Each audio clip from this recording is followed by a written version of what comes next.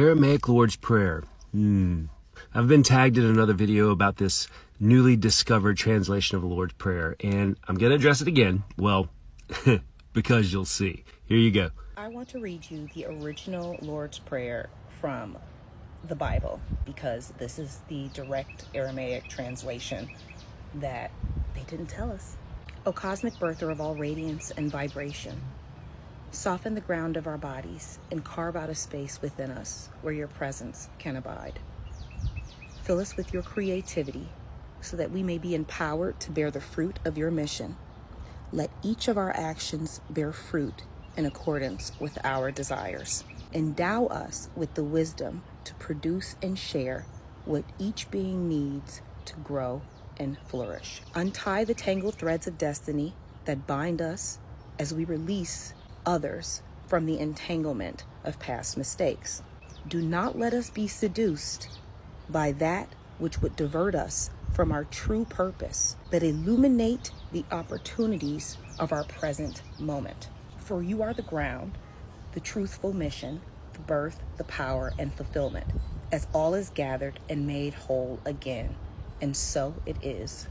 Now, there are a number of things purposefully misleading about this video. Now, this may not be the actual intention of the creator, but you'll know what I mean as we move through.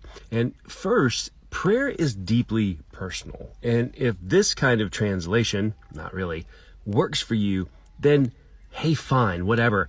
But that being said, there's a lot in this video that's purposefully misleading. And I do have an issue with that. And when people pass things off like that video as actual literal interpretation of an ancient language that few people speak today, because this is unequivocally not an actual translation of the Lord's Prayer. And this is what's messed up about presenting prayers like this as actual translations. When this prayer is presented on social media or in emails like this video, this translation comes attached with a little bitty note that often goes something like this. Well, if this prayer has been so badly mistranslated, just imagine how many other things have been manipulated through the years.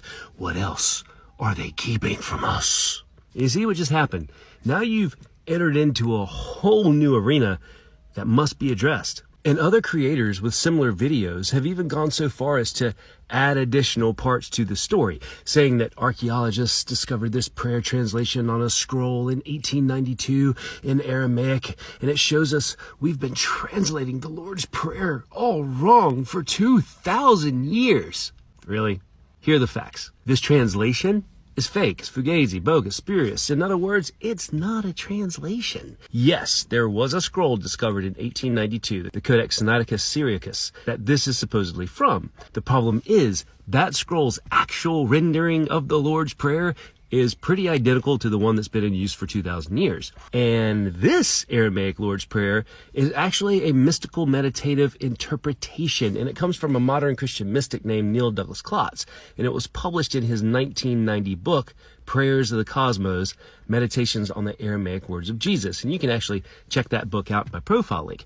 But in the book, Neil even gives a disclaimer saying, my transcription of the Aramaic words into English characters is not meant to be a formal scholarly transliteration. The latter would have required the reader to learn yet another alphabet with special characters, and this book is meant to be used by laypersons. Hey, but don't let the author's own words stop the spreading of a good story, right?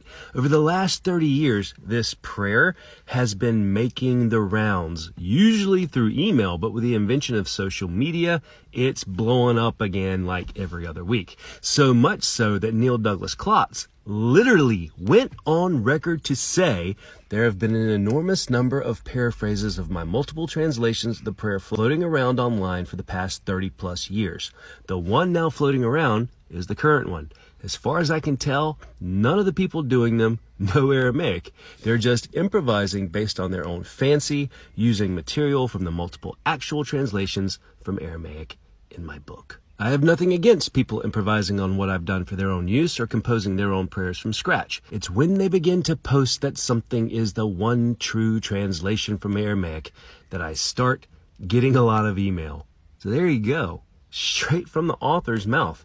The author of the prayer even says it's not a translation. I mean, if you like the prayer, whatever.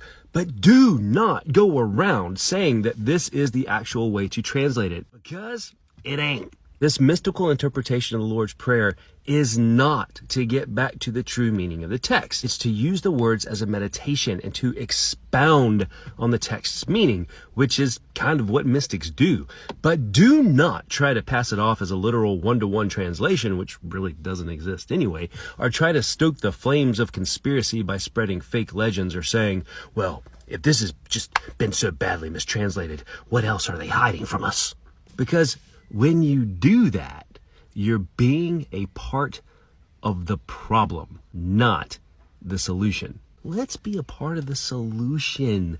Let's seek the real truth and spread real love instead of passing off lies as truth in order to confuse folks, because that's what happens when videos like that one proliferate. Like I said, prayer, it's a personal thing, but don't pass off fake translations as real ones. You're not doing anybody any good. Let's do good. God bless.